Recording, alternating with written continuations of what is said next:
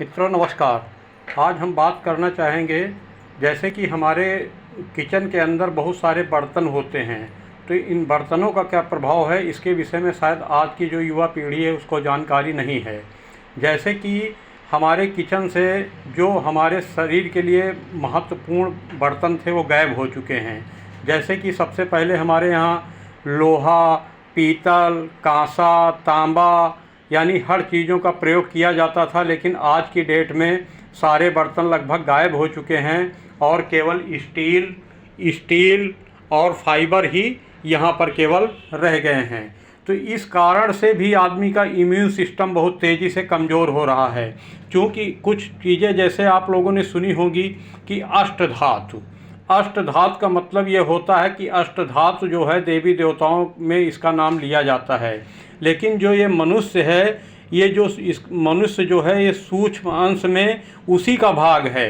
तो यहाँ भी इन चीज़ों की आवश्यकता पड़ती है, जैसे कि हमारे किचन में लोहे का बर्तन होना चाहिए, तांबा होना चाहिए।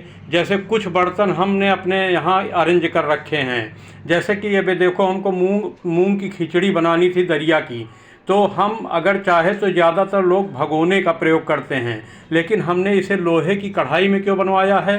क्योंकि हमारे शरीर को कुछ अंश लोहे का मिलता रहे।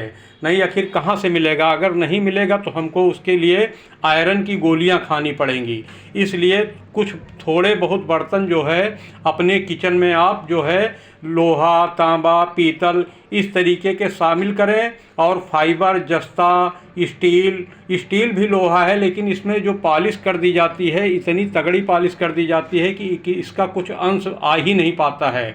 और इन बर्तनों का प्रयोग क्यों होने लगा है, इसके पीछे भी एक कारण है कि जैसे ये बर्तन है तो इनको साफ़ करने में थोड़ा सा टाइम लगता है और ताकत लगती है, लेकिन जो स्टील के बर्तन होते हैं वो खड़े खड़े आसानी से यहाँ पे, जैसे ये देखो, ये यहाँ पे खड़े हो करके आदमी आसानी से धो लेता है, और इनको बैठ करके साफ़ करना पड़ेगा। और लोहे की कढ़ाई वगैरह का अगर आप प्रयोग करें तो एक चीज़ का विशेष ध्यान दें कि इनको धोने के बाद सुखा लें, नहीं तो इसमें जंग लग जाता है तो वो आपको नुकसान कर सकता है। और बनाने के पहले उसको फिर ठीक से साफ़ कर लें।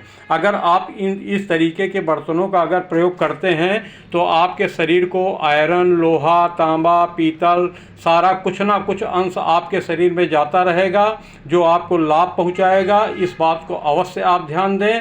ये करना